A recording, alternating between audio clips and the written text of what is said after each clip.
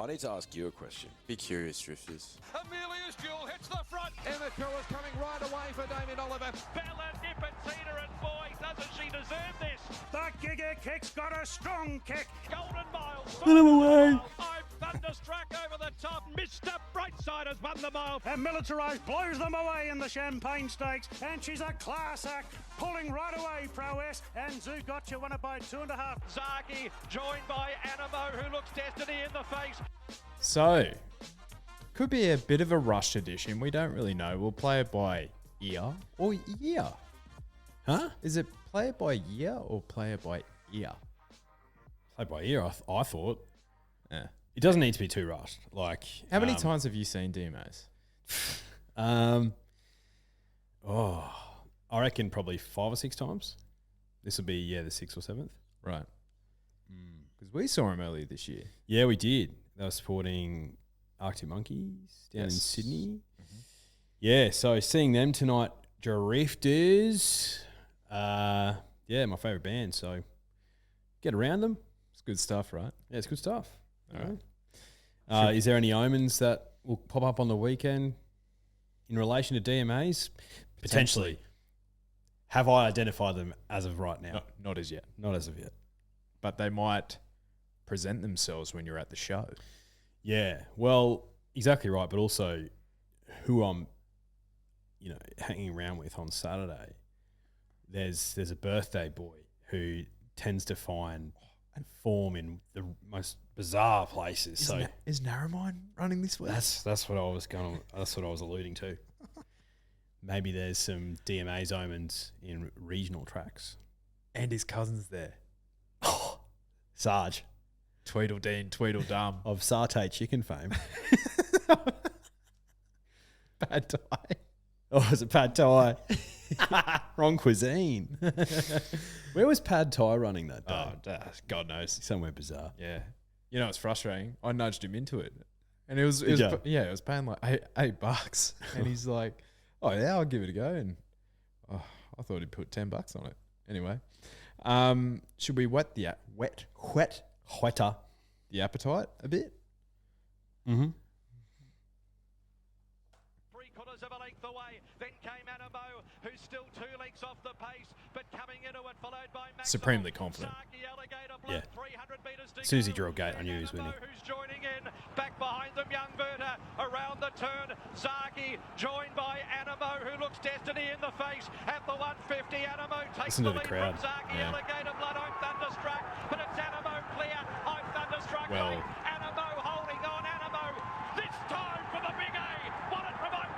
Well, I think a lot of punters countrywide that day, not only would it have been a big loss for the good people at Ned's, but there was a certain new player to the game which made a grave mistake.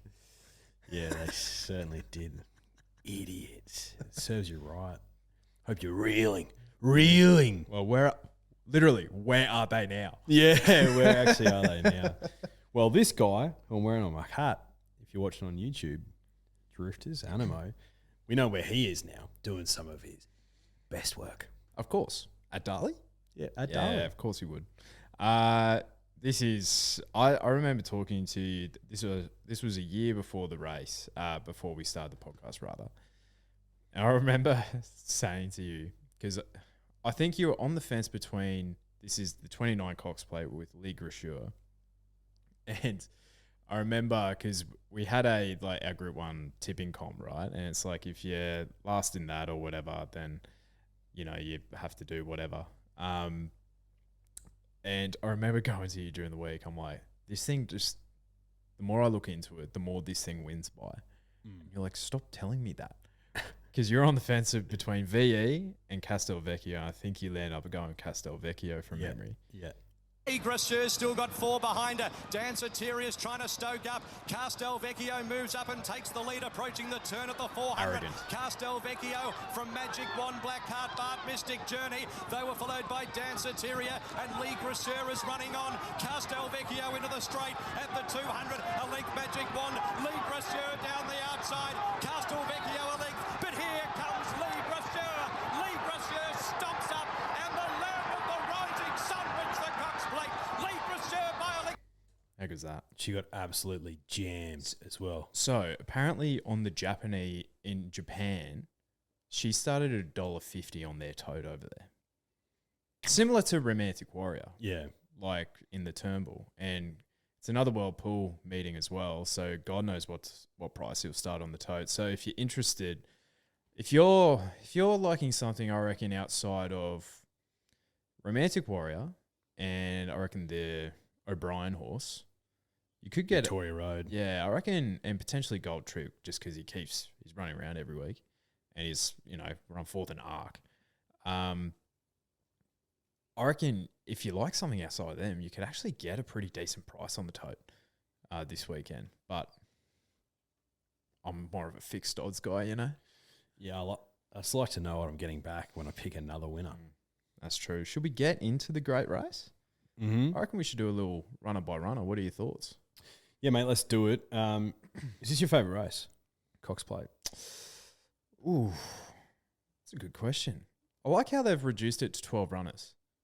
Because there's a few, I was looking at this program. I love this Moonee Valley program. I think it's fantastic. Yep. And it's something that England does quite well. Is the smaller fields doesn't necessarily mean it's a poorer race for it. No, definitely not. Yeah, because you don't want filler. No. You don't want filler. No. Favorite race? It's right up there. Yeah. I'm a sucker for the Melbourne Cup. I love the Melbourne Cup. I really do. What about you? Yeah, I'd say it's my favourite race. Yep. Melbourne Cup for me is, it's fantastic, but it's just not really my jam. It's what got me into the game, what got me loving it, True. So, runner by runner, Romantic Warrior, the Hong Kong superstar, is your top weight. Yeah. Look, he was my on toppy in the Turnbull, and retrospectively, definitely needed the run. He's fat as. He was so fat. He's been on the Jenny Craig diet for 3 weeks, apparently. Yeah, has worked exceptionally well this week. Sure. If you're looking at that footage, drifters. If he's running at a Cox Plate, you'd hope he would. Yeah. Gets gate 7. I think that's a pass mark gate. That's fine. I think there's been 2 victories in 30 years or something I've heard. Yeah, but, what ifs? There's 12 gates.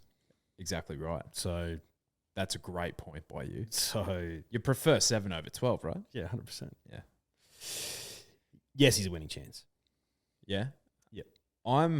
He's definitely a winning chance, right? But I'm really interested about the commentary from the stable this week, basically saying he's only going to be 95% fit heading into the race. Yeah.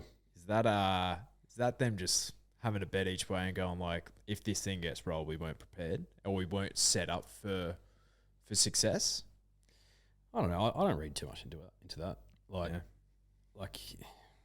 don't know. I'm not a trainer, but can you really scope out the difference between 95 and 100% fit? Apparently you can't work in water and all that sort of thing and whatever. Oh, mate, it'd be a hell of an effort if you won. Yeah. Hell of an effort. One thing I did see, looking back through his form, and this is taking the stats from RaceNet, which you take with a grain of salt, and believe it or not, drifters, I don't know my Hong Kong form that well. But I did see that his Queen Elizabeth II Cup win in April, there actually hasn't been any subsequent winners out of that race.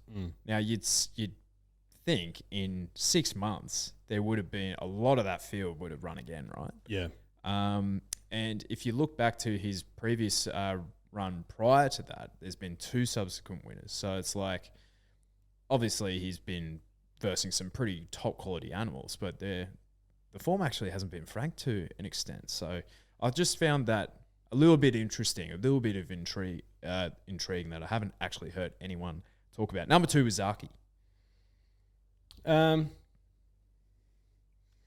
If he was going to win it was the year that he was scratched, He's just a rung below now. 6 weeks between runs, misses the King Charles. Don't think that helps. Yeah. Draws gate 12. I wouldn't be that bothered. He'll be outside Alligator Drive, right? Yeah. I don't know who said it, but someone said it on social somewhere. They said from that gate he's going to have to take his medicine and go back. It's what? Who the fuck said that? I can't remember. I saw someone say that. And I looked at it. That is a horrific take. It's a horrific take. I've never seen this horse go back. Have you ever seen him miss the jump? No. No. He'll get the jump in. He'll come across. Like, he'll be in the first 3. Sorry, let me just have a look. It's Frosty on board, right? It's Frosty on. Mate, I read that and I couldn't believe it. What did Frosty do for Amelia's Jewel? Oh, he got it into the race. That is a stunning take. Prefer others. Ridiculous take. Mr. Brightside. So I'd say there's 3 elite milers in the field. Mr. Brightside, Alligator Blood, and of course Fangirl. So he's the first. He's drawn perfectly in barrier 2. Perfectly. He'll be up in the first 3. Mr. Brightside's had 2 goes at the distance, right? Yeah. Last year in the Cox Plate, drew wide. I think was he in the Underwood or the Might and Power as well? And I think he drew wide there too. And Might and Power. And he went from the back. He came home really nicely in both those races. Yep. Much better horse now. He had to draw gate 2, I think, to run out a strong 2,000 metres. Yep. $6.50 with the good people at Ned's for Mr. Brightside. Probably wouldn't mind a bit of a bigger price, but geez, he rails around the valley. If he's in the first third, he'll be there or thereabouts, I think. Yeah, okay. I think so. I think more of a place chance than winning chance for me. Yeah, you could argue that. Alligator Blood. So ticked the 2,000 metre box for a lot of people last start, roughly so. Yeah. A savagely run Might and Power. Yeah. But he was walking that last 200 metres, and you add on another 40. That, I think people forget there's an extra 40. The Might and Power isn't the Cox Plate, mate. It's not, is it? No, happy to take the blood on. Yeah, he was versing the B and C graders there. There was no Brightside. There was no Zaki. There was not. Zaki and the blood, whenever they race together, Ding dong battle, and they usually undo each other. Yeah, they do. Yeah. And I'm not 100% convinced that Alligator Blood loves the Valley. That All-Star Mile, who started $2.50 favourite, and he kind of was pretty disappointing, I think it's fair to say. Gold Trip. I think he's a winning chance. Absolutely. He's a bloody good horse. He's flying this prep. He doesn't win out a turn, Gold Trip, but that's because he needs a test of endurance. And one thing we know about the Cox Plate, he's likely to get that. If he runs up to how he ran at the Turnbull, then he's going to be in the finish. Absolutely. And I think barrier 8 is pretty spot on because Mark Zara, who can't lose at the moment, he can just take his position. And I reckon, and we'll talk about speed map after we go through this, but I reckon he'll be in one of the 3 wide lane, probably behind Fangirl, like almost last. But that will just give him enough room to really go through his gears because last year Jamie Spencer took him back to the fence. So I reckon if you had a camera on David Eustace and Kieran Maher, they would have gone like, "Fuck me, what are you doing, mate? Yeah, this horse needs clear air."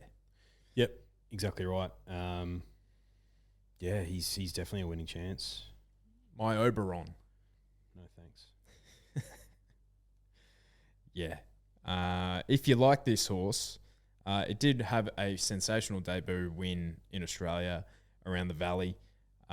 He has only been losing by 3 lengths to the likes of Think It Over, Fangirl, Mr. Brightside, Redina over the mile. This prep probably needs to sting out, but he's still losing over the mile to those horses as well. So, pinstriped. Great to see him in this race. Yeah. But he's a $61 shot for a reason. Yeah. Yeah. Fangirl. I think for mine, aside from Victoria Road, who I don't know a hell of a lot about, I think she's probably the most interesting runner in the race. 100%. Absolutely. The question mark with her is, does she run out a strong 2,000 metres? You could argue the same with Mr. Brightside. She spanked him. Yeah. And you're getting a better quote around her. And you're getting Zach Purton on board. Yeah. So you lose J-Mac, but you gain a Zach. Yes. I think she's one of the losers out of the barrier draw, though. Geez, you would have loved to have seen like a 4 to 6 for her because she would have been stoked up and probably midfield. Whereas from there, she's going to be in the last third of the field. The way the stable is talking about this thing, and J-Mac said that she wouldn't be out of place in Everest.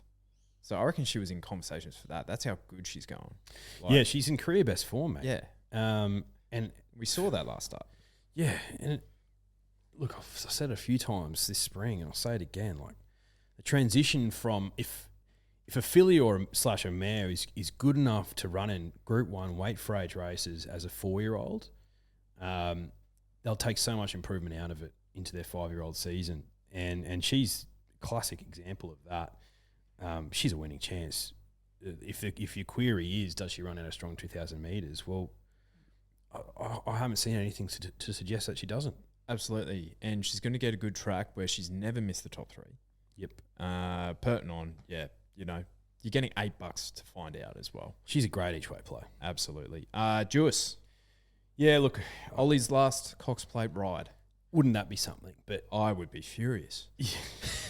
So would I. She's never been one of mine. Ever. Yeah. She's one of mine, but I think that might and power set up really well for her because it's a brutally run race, 2,000 metres. And if she stormed home and got over the blood, then yeah, of course she'd be a chance here, but she didn't. Yeah, she's just not going as well. No. I think Flemington's her track, right?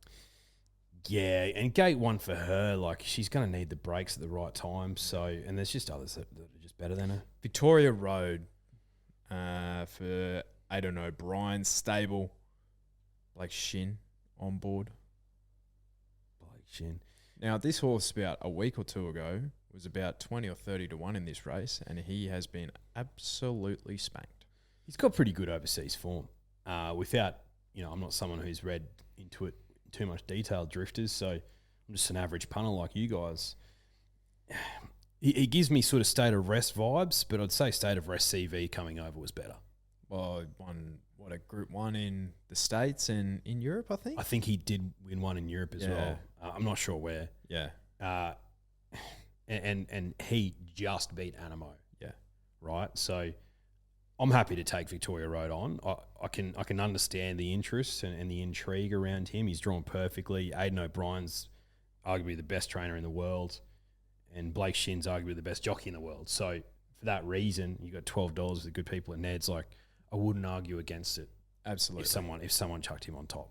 100%. Yeah. I'm risking him as well. Yeah. Purely because I think, and this is an assessment, we don't know this horse that well, but from the replays I've watched and looking through his form, I have a gut feeling that he's better over the mile than he is at 2,000 metres. Yeah, we'd love to see him run well because he's going to the Marusha stable after this, and he's a Northern Hemisphere 3-year-old. So he's another one added to our weight for age ranks. Hopefully, yeah. So there was a Twitter thread that I sent through to you as well. So he beat home a horse called Blue Rose Sen, who has since won 4 Group 1s.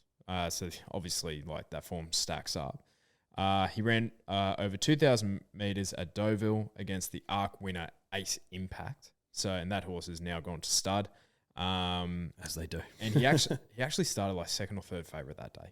So it's like the market was like pretty strong with him because you see a lot of some of these that come over, they'll race against those, but then they'll also be like 40 to 1 in the race. Yeah, and someone's got to fill in the placings, right? Yeah. Overseas and in typically smaller fields. Look, it wouldn't shock. Yeah. Wouldn't shock, but you got to take someone, and he's one taken on. The last point I'll make about this horse, and it's the form reference that we've already seen in the King Charles. So he ran just behind Buckaroo, and Buckaroo ran about 10th in the King Charles. So if you want a local form reference that you've seen, that's the horse. Militarize, 49.5 kilos, barrier 3. So interesting that the Waller camp decided to choose gate 3 when he was, the second or third picked, wasn't he? Second. So Alligator Blood had barrier 5. Everything else was available, and they went barrier 3. That shows intent. 100%. So he'll be in the first third. He needs his fire to be stoked a bit, though, because he's not traditionally quick out of the gates. I've seen a lot of comparisons between him and So You Think. So You Think ran 5th or 6th in his edition of the Caulfield Guineas. We're going back a fair few years now. Drifters. And then Bossy got on him for the Cox Plate, 49.5 kilos, just led on him and just ground everyone else to the dust. And then obviously So You Think backed up a year later, won it again, and went overseas and won like 4 or 5 Group 1s. So he's a champion horse, So You Think. Do we think Militarize is as good as So You Think? Yet to be determined. Probably not. And that Caulfield Guineas, So he thinks one of the greats. He won 5 Group 1s here and 5 Group 1s overseas. So yet to be seen, but probably not. You know what I mean? Like, you don't know what the future holds. But and the Caulfield Guineas we just saw, you know, from if you're a ratings guy, didn't rate overly well, but I think this horse is very good. I think he's very good. He's drawn a gate. Chris Waller is just an absolute genius, and he'll be up there in the first third. And I think he's a 3-year-old who's got 2,000 meters written all over him. Gotcha. If you're winning over 1,600 meters like that as a 2-year-old, and then you can come out and win a Golden Rose when you had absolutely no right to win it. That Caulfield Guineas was just talking about how poorly it was rated. There was absolutely no opportunity for him to win that race. It was mathematically impossible. Yeah. So I think you can put a line through the Caulfield Guineas. If he came and stormed home and ran second in that race, he'd be half the price. 100% he would. He'd start favourite. So, yeah, he's a big winning chance for mine, Militarize. Yeah. I can guarantee you this is what... I can't guarantee anything. But this is what... can't guarantee anything. But this is what I believe the Waller camp would have been doing. Basically, as soon as this horse was ready and stepping back onto a race track, just get him back into the barriers and teach him to, you know, kick up out. You know? I don't know if that would be true, but that's what you want to achieve. And I think back to Anamo's first Cox Plate where he ran second to State of Rest. I think he was ridden up closer as well.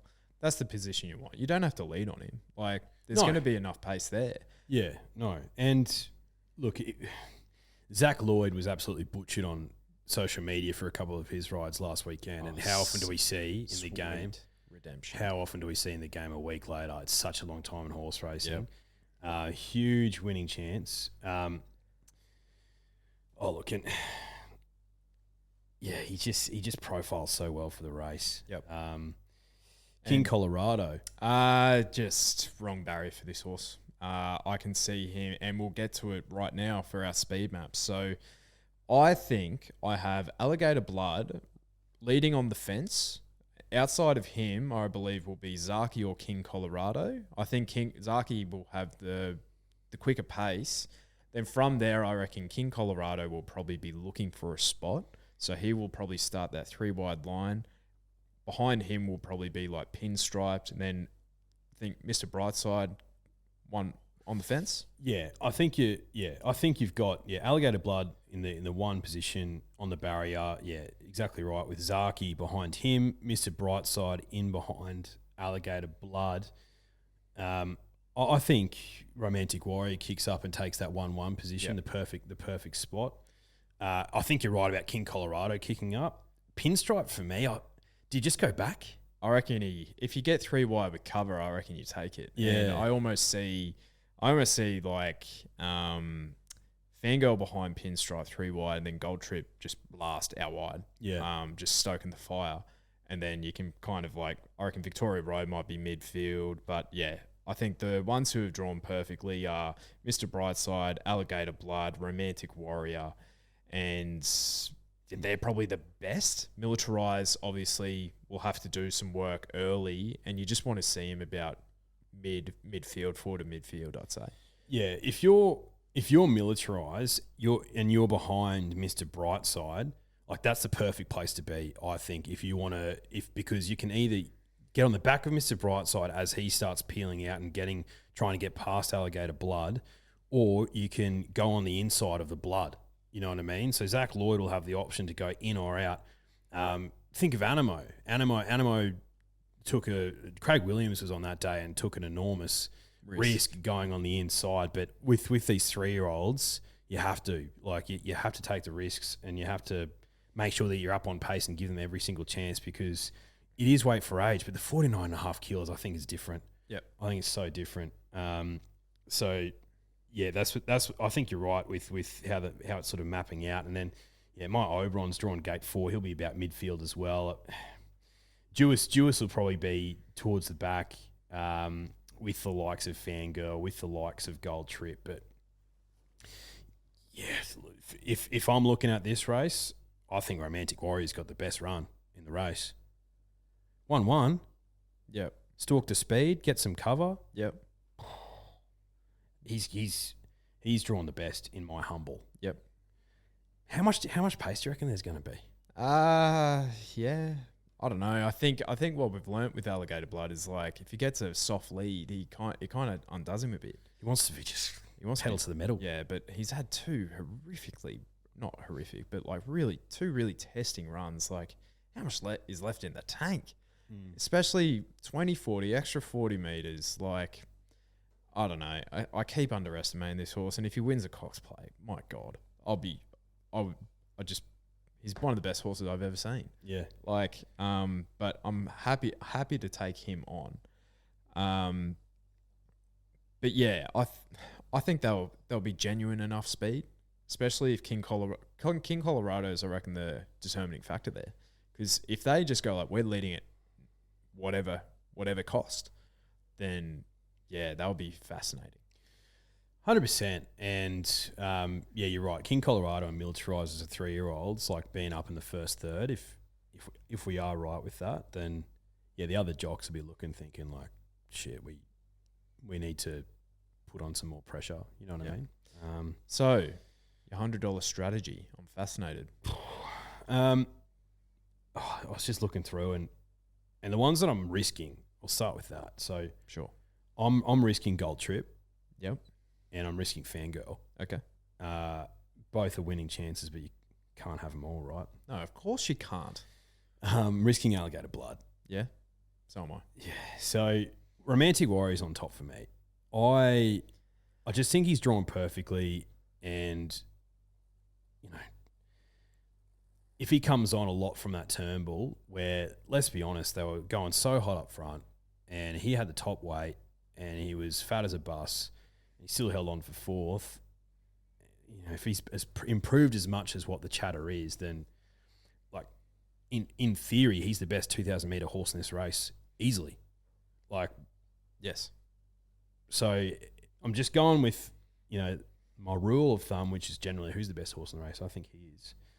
So he's on top. I've got $60 on him because I want to have a little spec on a couple others. And the next one I'm having a spec on is Mr. Brightside because I think he can forgive that last start. 4 weeks between runs, rock hard deck. This guy loves the Valley. He's drawn perfectly.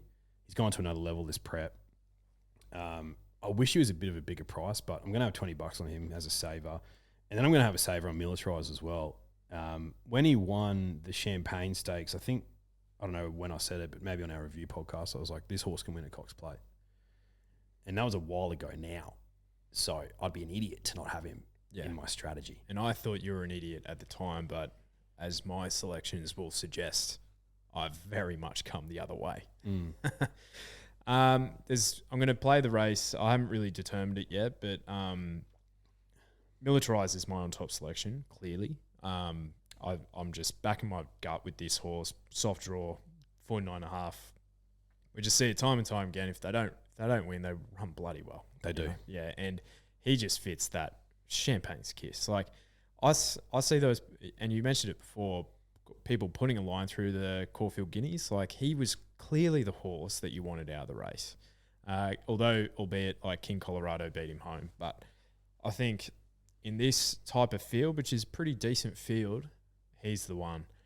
Now, the horse that I'm just in love with is Fangirl. And of the milers in the race, I think she's the first one home.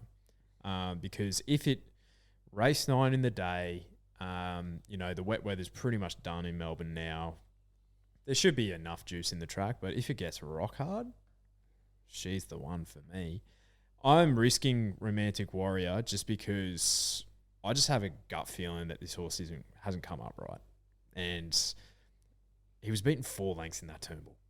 Like, it was a long way. And he did okay to hold on, but yeah. I don't know, I'm risking him. I just got a gut feel that the Hong Kong horses go no good over here. So I'll either go $50 each way on Militarize, or I'll like stake it accordingly to get a return for Militarize and Fangirl. Lovely. The Manikato on the Saturday, like it was last year. Yeah. So Imperatriz drawn 4, the one Opie Bosson on $1.50 with Neds. She's shorty. She's shorty, but for a good reason, right? Yeah. No, she wins this. Yeah. Oh, look, I was having one of the guys at work was like, geez, $1.50 Imperatriz, that's short. It's like, yeah, but Have you seen what she's been doing? yeah, she just brained him over 1,000 meters, and she's better at 12. So, see what Asfura did out of that race? So, no, she wins this. Yeah. $100 on. Yeah. Like there would have to be so much go wrong for her not to win. You know what I mean? So much. I'm hearing you. Like the two horses that come from alternative form lines. I'm me. Absolutely no way. She would never have any of mine ever. And Buenos Noches is one of ours, Buenos noches. but he needs a bit of cutout, doesn't he? Yeah, he's a rung below. Yeah, like he's a bloody good horse, but he's a rung. He's a rung below. Now let's go to Randwick. And let's go to race 7 on the card, which is the Spring Champion Stakes.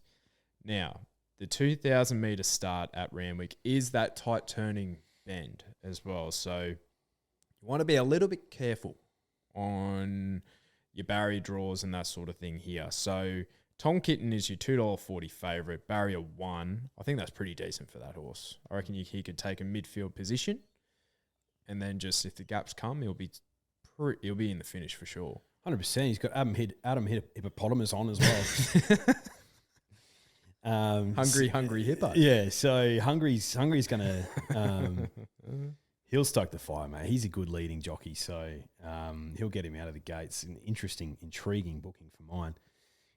Tom Kitten's mine top selection. Just he's been so consistent, and he's just been screaming out for 2,000 metres, and the way he finished off in the gloaming suggests to me that he's better than these. Yep. So he's my top selection. I'm going to have $80 on him. I'm going to have $10 on 2 roughies, just in case something goes terribly wrong for a little kitty cat, Tom. So glad you think so. He's a cult. Who's he out of? He's a cult by So You Think. So we've got Think About It, Think It Over, and now we've got Glad You Think So. He's actually well named though, because his mare is a dam's called Gladwell. Ah, yes. Glad You Think So.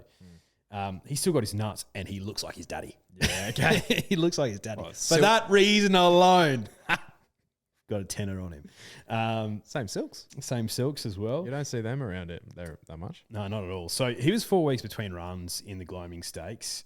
What I like about this horse is that from that gate, he'll be almost leading, I think, because he's drawn wide in pretty much all his starts so far. And he's had to come across and find a spot, even though he's come out of the gates pretty quickly. So I think he'll lead. And if they're not going quick enough, then he could be a guy who steals it. Johnny Sargent.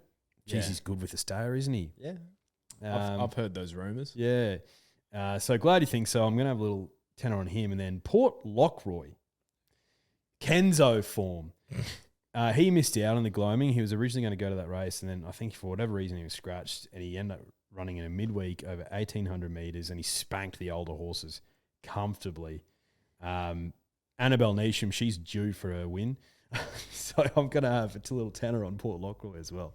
So they're my selections. I don't mind that. Just, just to keep things interesting. Yeah, I like that. 2 horse play for me as well, which I've been avoiding of late. Yeah. I've been more so going the each way agenda.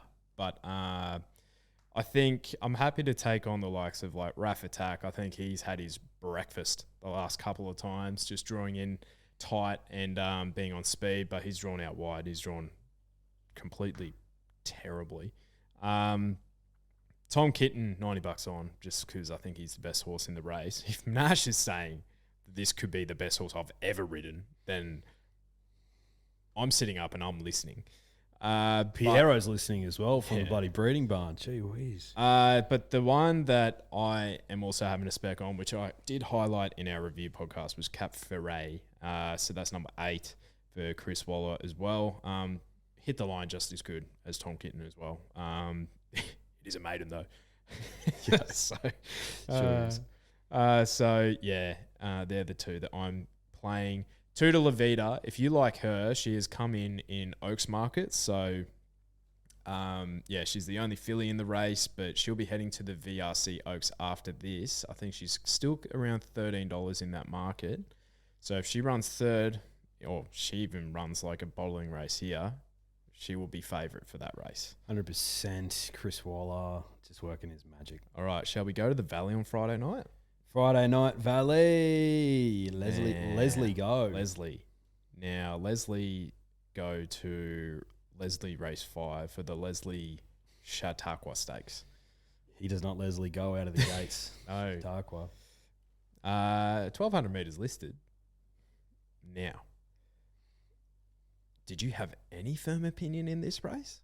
Well, She Dances is my selection. Back to last start, like nines. $2.10. She's short, isn't she? My God. Very short. She started $9 last start, didn't she? Oh, She did, yeah.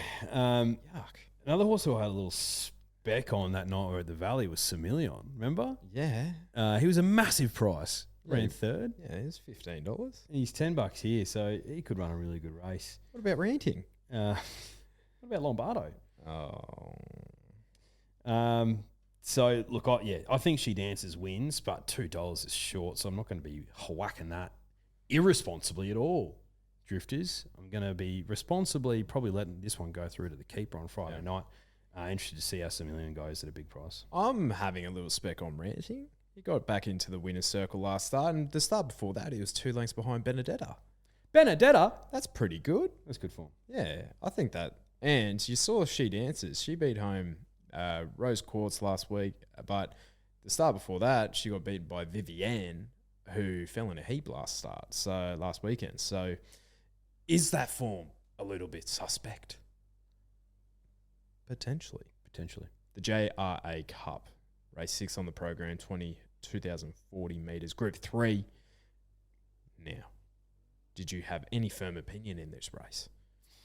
Look, I'm with No Deal Done. Of course you are. Yeah, So bloody good. He beat Forgot You. He beat Sabark. They come up here again, and he's around the same price, which I just find bizarre. Forgot You, for whatever reason, he's just always short in the market. Like I don't really understand it that much, but yeah, No Deal Done. Yeah, he's a winner. He's a winner. He is a winner. And Forgot You, it's a great point that you make. Would you rather take $4.20 for a winner for Ain't No Deal Done? So 3 wins last 12 months. And yeah, yours truly's been on the last 2. Or would you like to go $4.40 for Forgot You, who hasn't won in 2 years?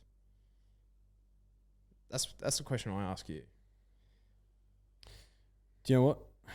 Call me captain, because that is obvious. Ain't No Deal Done.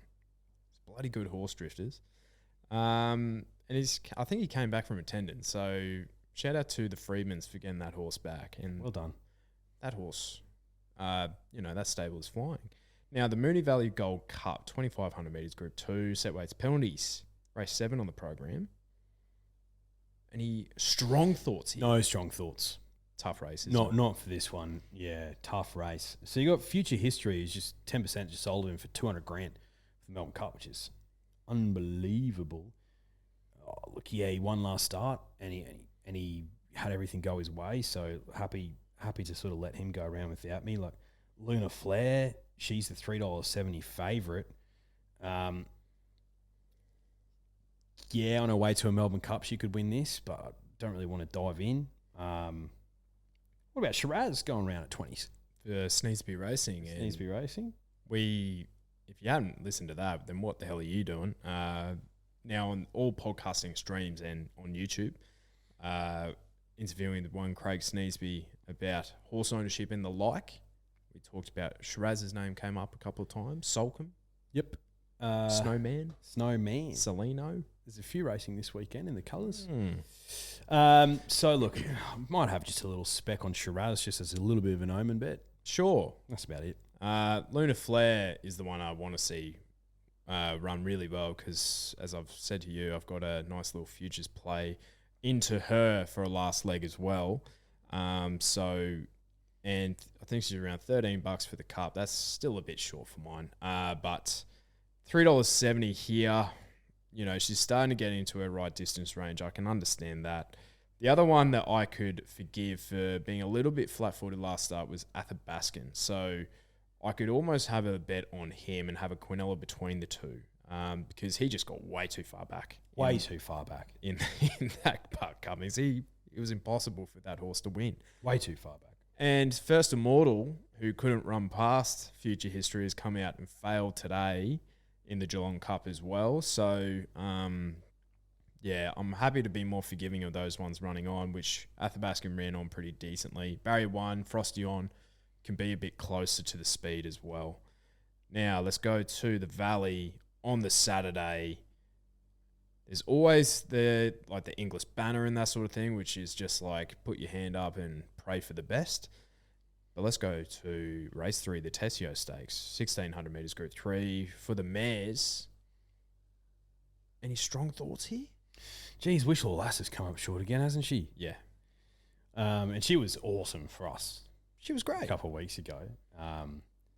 Just battling out. I think she was the victim's best bet of the day. Now, people might not actually know. It's actually a good opportunity to kind of address this right now. People might not actually know what the Victorian victim or the Sydney source actually is. So can we explain what they are? They're just a couple of guys that they actually give us their tips and we put them up on the Instagram on a Saturday morning, right? That's exactly how I describe it, yeah. Yeah. And not only that, but they've got a couple of other mates that supply their Brisbane tips, their Perth tips, and their Adelaide tips. So if you're wanting like Australia-wide tips, drifters, look, we've got the Instagram page. We've got the good oil. We've got the good oil, and that'll come out on a Saturday morning on the Instagram stories. Look, funnily enough, they're professional punters, right? Yeah. And funnily enough, you could probably draw some similarities, some like-mindedness between what we select on the podcast and what these guys select. I think that's fair to say. You might think, drifters, that it's a bit too much of a coincidence. Believe me, it's a coincidence. Believe me. Like, have we ever tried to be anything that we're not? Absolutely not. So take it or leave it, drifters. Yeah, so the victim had Wishful Lass as the best of the day a few weeks ago, and so did I, actually. She's got to be on top selection here. Yeah. 2.30 is very short. So let's see how we go, eh? I saw that the source a couple of weeks ago actually tipped out Renaissance Woman in the last at $6, and I thought that was a sensational bet. But there's a couple that actually finished behind Renaissance Woman, who I think is actually a really cracking bet in Sydney again this weekend. But $5.50 for Sole Choice, who was held up until the last 200, didn't get out till then, smashed the line. You could probably argue that the listener file, the top weight, finished off stronger, but look at the weight difference here. Bang. It gets 5 kilos off the listener file in this race. The Lasser file. Yeah, and so it's a big swing in the weights from last start as well. It's just that Sole Choice is actually 4.5 kilos better at the weights here. So I think she is a cracking bet early in the card at the Valley. The William Crockett Stakes, 1,200 metres listed for the fillies, set weights penalties. Any firm opinions here? I'm going to have a spec on a roughie here, Drifters. Please Number do. 14, Gumdrops at $26 for the good people at Ned's. I thought you might. So she was scratched from the last race that she was supposed to run in. I think, what race was that? Last week, was it the Nunthorpe race? It might have been the Nunthorpe race, yeah. Or the Sandpaper race or something? I don't know. I can't remember. Yeah. But I was keen on it there, so nothing's changed for me. Okay. So it wouldn't have been the Nunthorpe race. No. It would have been the 3-year-old race, whatever it is. Anyway. The Facile race. So yeah, Gumdrop's the one for me. But just want to shout out to a $126 shot as well. Oh my God. Number 13, West of Dalby. Guess what's west of Dalby? St. George. St. George. So, and literally it is by Santos out of a dam called Chinchilla. Chinchilla is west of Dalby. So makes sense, right? Makes a lot of sense. All right. Yeah, that Quincy could pay anything. Well, this is where you and I need to work together a little bit more, because Last time that we tipped out two, I reckon we tipped two roughies in a race, right? You tipped character for Godolphin, and I had what's that green that Noel horse in those silks? Yonkers.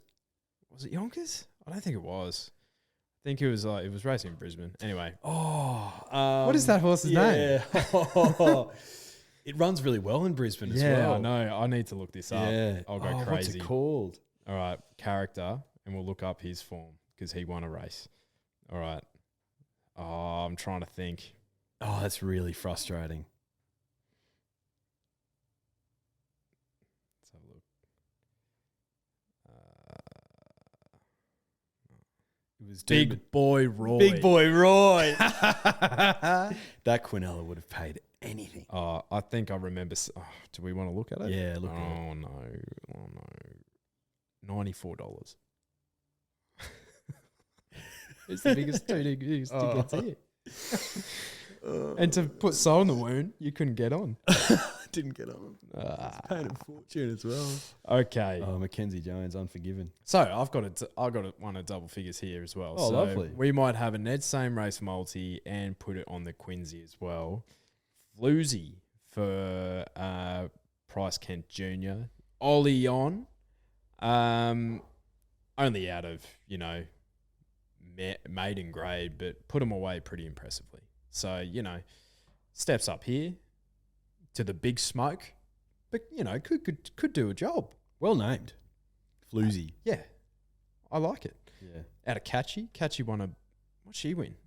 She won a Empire Rose, I reckon. I reckon you're right. Yeah. That was good. This is what I was saying before.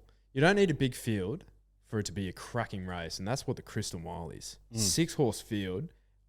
I could honestly make a case for all of these, probably outside of Just Folk.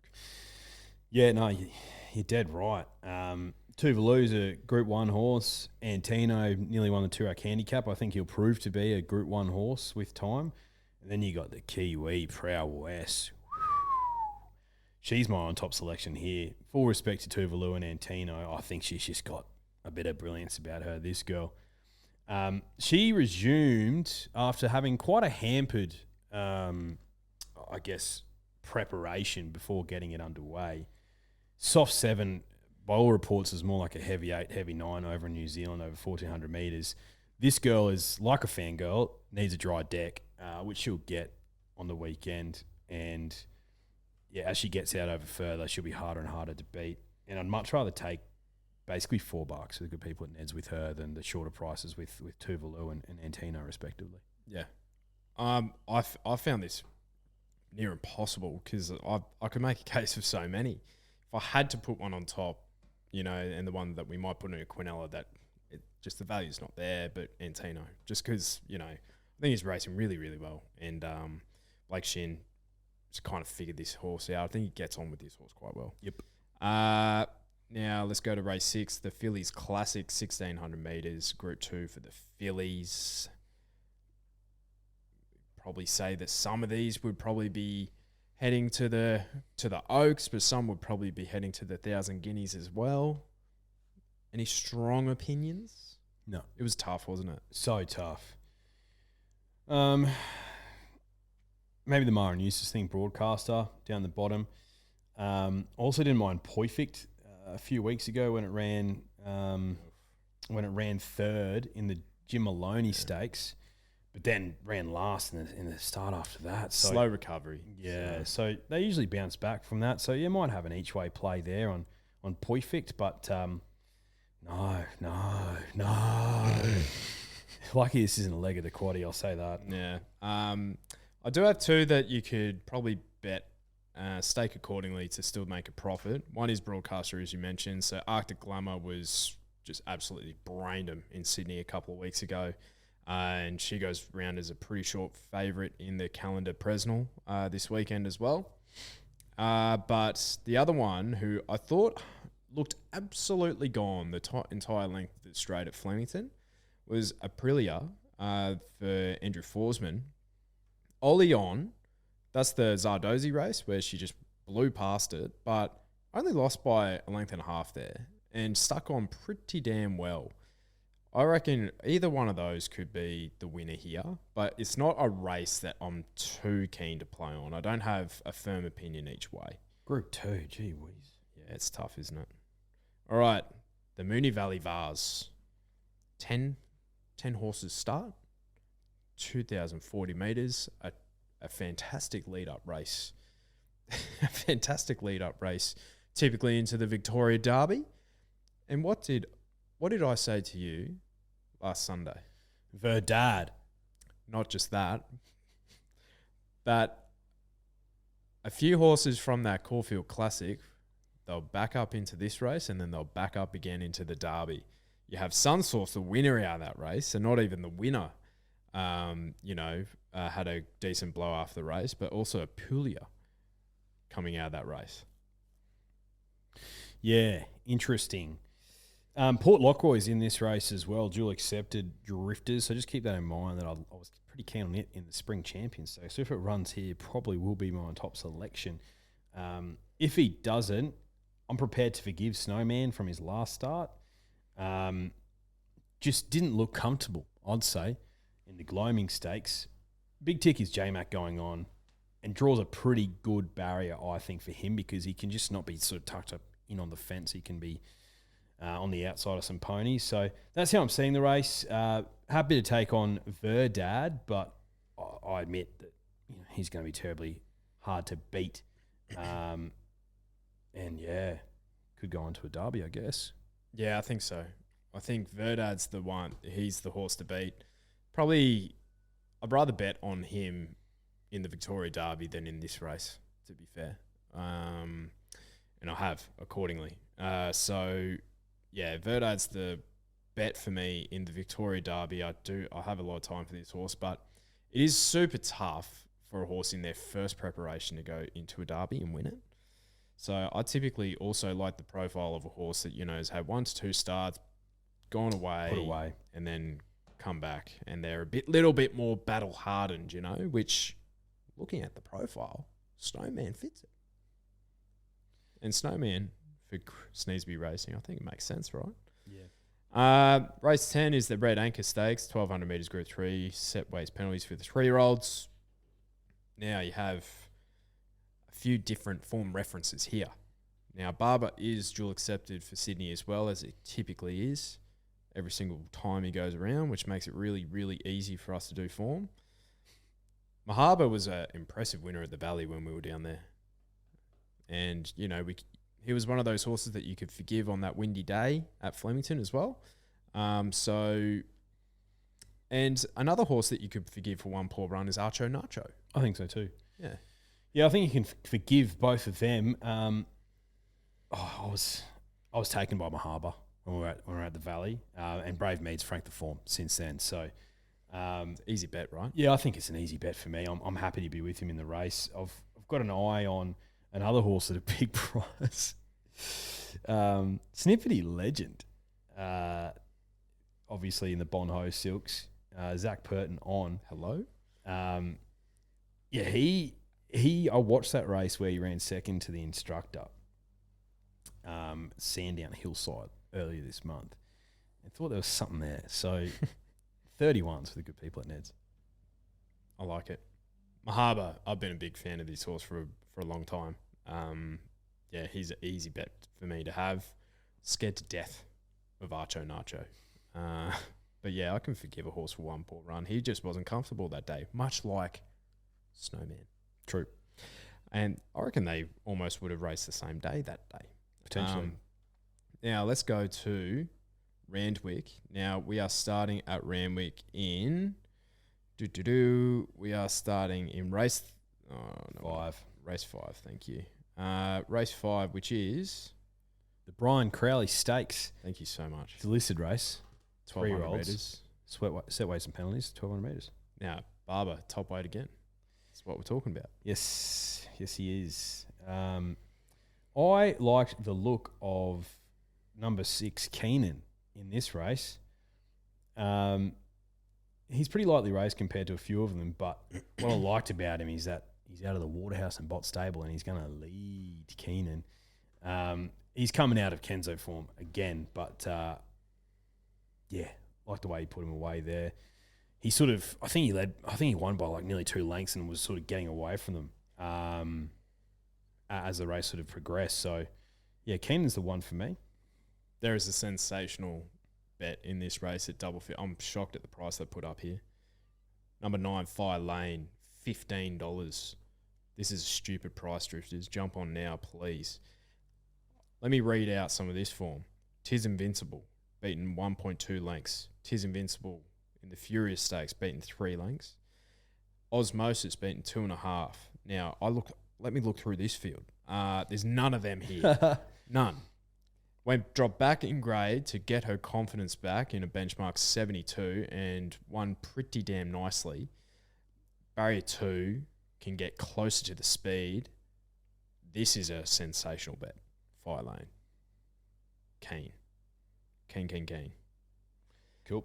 Race 6, the Craving Plate, 1,800 metres, Group 3 for the 3-year-olds. Wait for A and up. Wait for age. Yeah, I think Renaissance Woman is another good bet this weekend. I'm shocked at the price here. Yeah, I think because she's going, wait for age. Like she's going against the likes of Hueta, who's won a Doomben Cup. So, Zyrex no slouch. Hinged is no slouch, but Fireburn lol. So yeah, steps up to 1,800 metres. Like she needs that. I think she does too. But I think she's a good bet in this race. Like I'm happy to take on the others. That's the way I'm viewing it. Absolutely. Sure. She beat the mares last start, but I think she did it quite convincingly. The only way is up, baby. I actually put in my notes that the horse that I think is the danger is No Compromise, and he's come up favourite, which I can't believe. 2 lengths in a Hill Stakes. This is a lot easier. But that horse just doesn't know when. You never know when he's going to put him.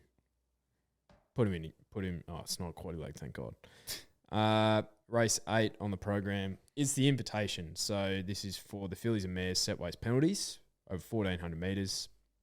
This is a great field. I like this. Really good field. And I wonder how many of these would have been in the Empire Rose next week if this race didn't exist. Well, Ice Bath jumped out of the race last year. You did. So some of them still might come down. True. Oh, gee whiz. Like, I'm tossing up between 3. One I'm happy to take on is Parasol. Oh, no chance. Over 1,400 metres, no, thank you. Barrier 2 will help her chances. It will, but 1,400 metres.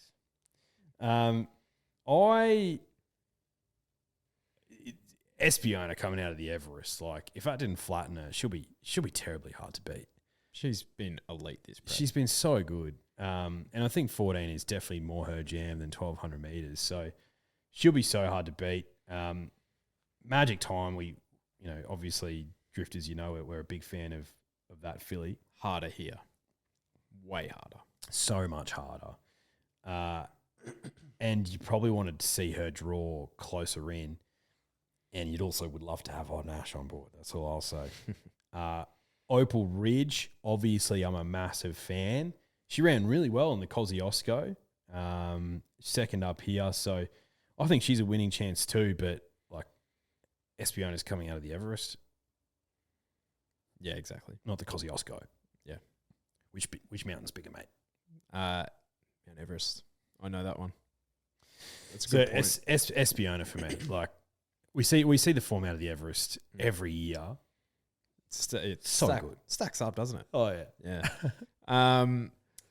Yeah. 1,400 metre start at Randwick. It comes out of the chute there. So they have 300 metres to find their positions, which typically is enough time. So yeah, if you're worried about that barrier for Magic Time, I think she's speedy enough to kind of find a position early. So, but I take your point. She might still spend too many of her tickets early. And for her, when I look through her profile, I think she races best when she has a few gaps in between her runs as well. A few more weeks gaps. I think she's only, 2 weeks between runs here?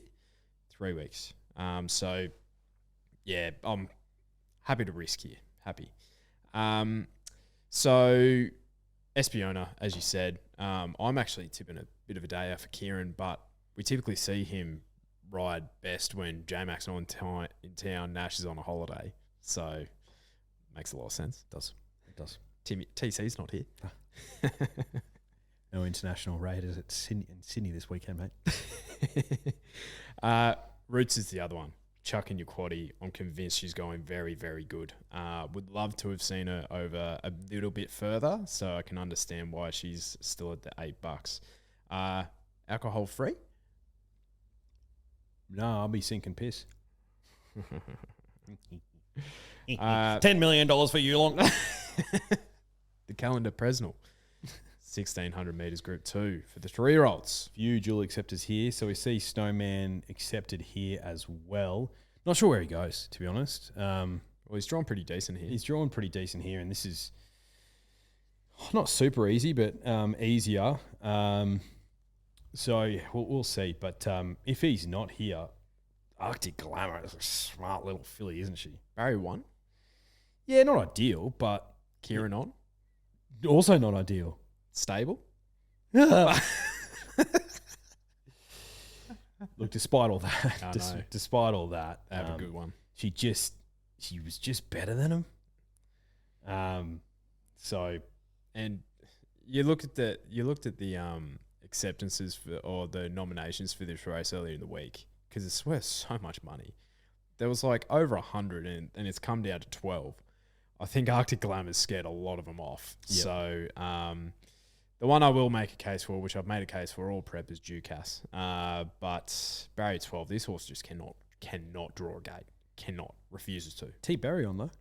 Yeah, but Stoke the fire. he's going to be last. So if Arctic Glamour gets a run, she'll be awfully hard to beat. So yeah, she's the clear on top selection. And I think that's about it. Yep. I think we've done it.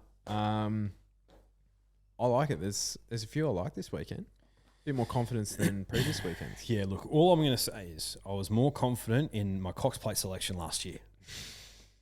I think a lot of people were. 12 months. Oh, what a horse. No, I can't wait. Can't wait. I'll I'll have a good weekend, will you? Yeah, hopefully I don't get seasick. Have you ever gotten seasick? No. Me neither. You'll be fine. Yeah. I don't think we're going to go fast enough to get seasick, mate. Yeah, I don't. I agree.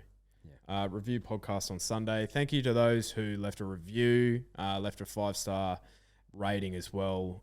If you want to help us out, all that stuff really does help. So go to your Spotify apps, your Apple apps, subscribe on YouTube, give us a follow on Instagram, TikTok, and of course on X, Twitter, lol.